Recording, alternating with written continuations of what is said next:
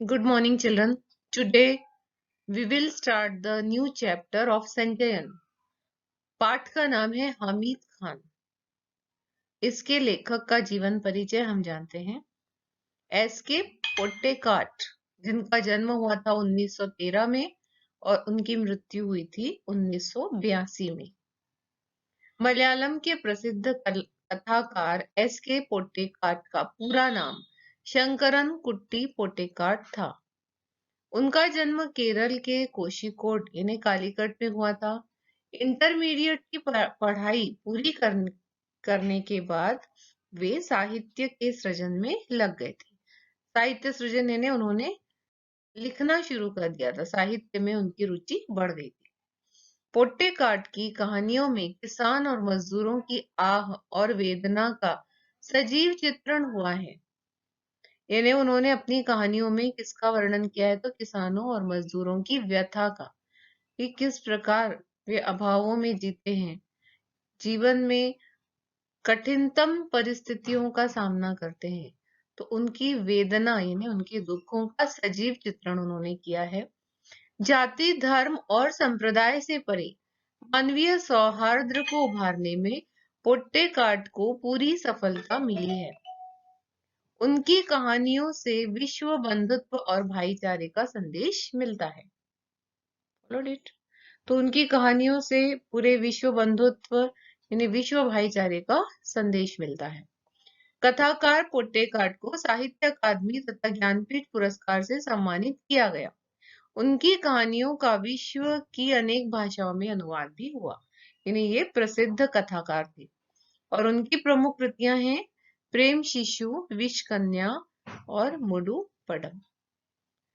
Children, ये आता नहीं है, जीवन परिचय से कुछ भी पूछा नहीं जाता है, लेकिन हमें इसके बारे में मालूम होना चाहिए।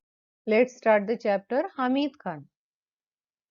जीवन में कुछ ऐसे व्यक्तियों से हमारी मुलाकात होती है जिनका हमारे साथ थोड़ा से ही समय का रिश्ता होता है। यानी कभी ऐसा होता है कि हम किसी स्थान पर किसी अजनबी व्यक्ति से हमारी मुलाकात होती है और वह व्यक्ति हमारे ऊपर ऐसी छाप छोड़ जाता है कि वह हमें जिंदगी भर याद रहता है।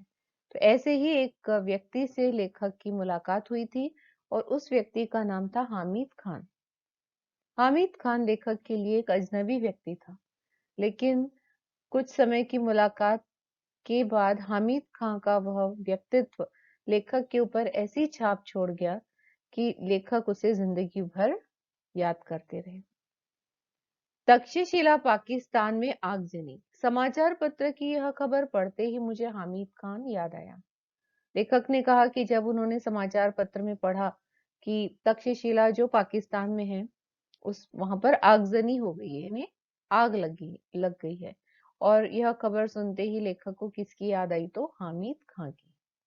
मैंने ईश्वर भगवान से प्रार्थना की कि हे भगवान, मेरे हामिद खान की दुकान को इस आगजनी से बचा लेना। तो अनायास ही लेखक के हाथ जुड़ गए। उन्होंने भगवान से प्रार्थना की कि मेरे हामिद खान की दुकान को इस आगजनी से बचा लेना।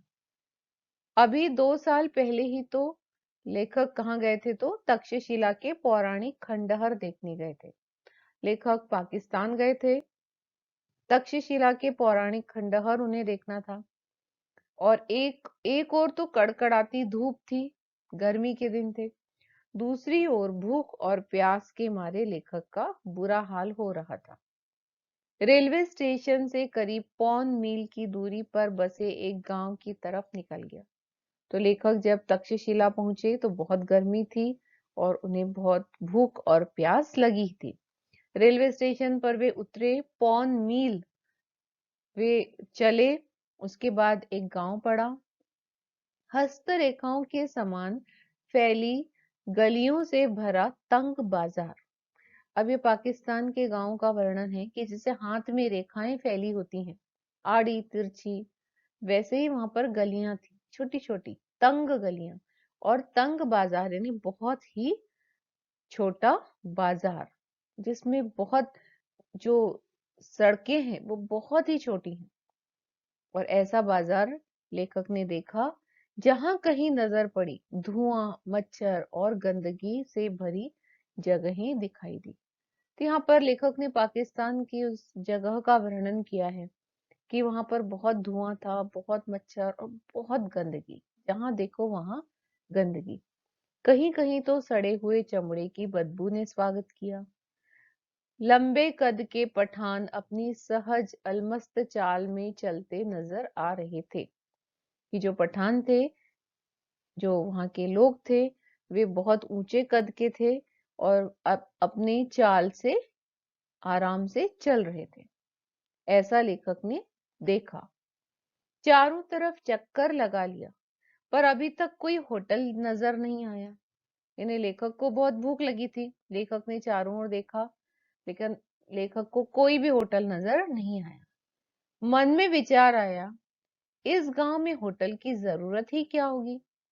फिर लेखक ने सोचा कि इतना छोटा गांव है, जहां पर बहुत ही कम लोग रहते हैं, तंग गलियां हैं, तो हो सकता है इस गांव में किसी को होटल की जरूरत नहीं है। अचानक एक दुकान पर लेखक की नजर गई, जहां चपातियां सेकी जा रही थी। तो लेखक ने एक दुकान देखी जहां पर रोटियां सेकी जा रही थी। चपातियों की सौंधी महक से मेरे पांव अपने आप उस दुकान की ओर मुड़ गए। तो लेखक को बहुत भूख तो लगी थी, और जो रोटियों की जो सौंधी महक जब लेखक के पास आई तो अनायास ही उनके पैर उस दुकान की ओर मुड़ गए। अपने अनुभवों से मैंने जान लिया कि परदेश में मुस्कुराहट ही रक्षक और सहायक होती है। तो लेखक ने अनुभव किया और उन्हें यह समझ में आ गया, क्योंकि वे पाकिस्तान में थे, परदेश में थे, तो मुस्कुराहट ही हमारा रक्षक है और सहायक है। तो लेखक ने यह सीख लिया था कि मुस्कुराकर ही हमें यहाँ पर रहना है, क्योंकि यही हमारी रक्षा भी कर सकती है और यही हमारी सहायता भी कर सकती है। सो मुस्कुराते हुए मैं दुकान के अंदर घुस गया। तो लेखक ने उस दुकान में प्रवेश किया। एक अधेड़ उम्र का पठान अंगीठी के पास सिर झुकाए चपातियां बना रहा था। लेखक ने दुकान में क्या देखा कि एक अधेड़ यानी वयस्क, जिसको हम वृद्ध भी नहीं कह सकते और जिसको हम युवा भी नहीं कह सकते, उस अवस्था को कहा जाता है अधेड़। तो ऐसा उन्होंने एक पठान देखा जो अंगीठी यानी जो उसने आग सुलगाई थी, उसके पास बैठकर वह सिर झुकाकर चपातियां बना रहा था, यानी रोटियां सेक रहा था। मैंने जो ही दुकान में प्रवेश किया, वह अपनी हथेली पर रखे आटे को बेलना छोड़कर मेरी ओर घूर घूर कर देखने लगा। अब जब लेखक उस दुकान में गए तो जो व्यक्ति रोटियां सेक रहा था, लेखक को देखकर अचानक वह रुक गया। हाँ, हथेली पर उसने जो आटे का गोला रखा था उसे बेलना छोड़ दिया, बल्कि उसे वह लेखक को घूर घूर कर देख रहा था। तो लेखक ने उसकी तरफ देखकर फिर मुस्कुरा दिया, क्योंकि लेखक को मालूम है परदेश में उसका रक्षक भी उसकी मुस्कुराहट है और उसकी सहायक भी है। फिर भी उसके चेहरे के हाव भाव में कोई परिवर्तन नहीं हुआ। ने लेखक ने इतनी अच्छी मुस्कुराहट दी उसे, लेकिन फिर भी उसके चेहरे पर कोई परिवर्तन नहीं हुआ। वह बेपरवाही के साथ तीखी नजर से मुझे निहार रहा था। एक प्रकार से लेखक को कुछ अजीब सा अनुभव हुआ। क्यों? क्योंकि वह बेपरवाही के साथ तीखी नजर से, बहुत तीखी नजर से लेखक को घूरे जा रहा था। खाने को कुछ मिलेगा? मैंने धीमी आवाज में पूछा, क्योंकि लेखक को भूख लगी थी। चपाती और सालन है। सालन यानी जिसमें तरी होती है, ऐसी सब्जी। वहां बैठ जाइए, उसने एक बेंच की तरफ इशारा करते हुए कहा। मैं बेंच पर बैठकर रुमाल से हवा करने लगा। मैंने दुकान के भीतर झांक कर देखा। बेतरतीबी से लीपा हुआ आंगन, धूल से सनी दीवारें, एक कोने में खाट पड़ी हुई थी जिस पर एक दड़ियल बुढ़ा गंदे तकिए पर कोहनी टेके हुए हुक्का पी रहा था। तो जो अंदर का माहौल था वो बहुत ज्यादा प्रसन्न चित्त करने वाला बिल्कुल नहीं था। जैसे ही लेखक बेंच पर बैठे और रुमाल से हवा करने लगे, इधर उधर झांका उन्होंने, तो बेतरतीबी से लीपा हुआ आंगन था। यानी आंगन भी अच्छा नहीं था, लीपा हुआ नहीं था अच्छे से, गंदा था। धूल से सनी हुई दीवारें थी।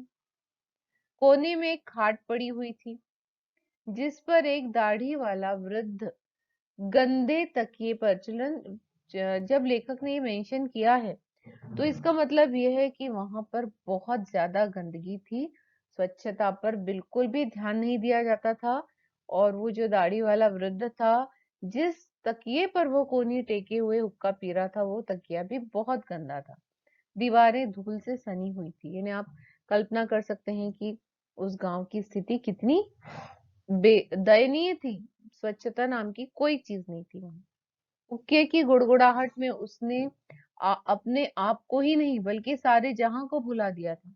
यानी जब वो हुक्का पी रहा था तो वह खुद को ही नहीं बल्कि पूरे संसार को भूल गया था।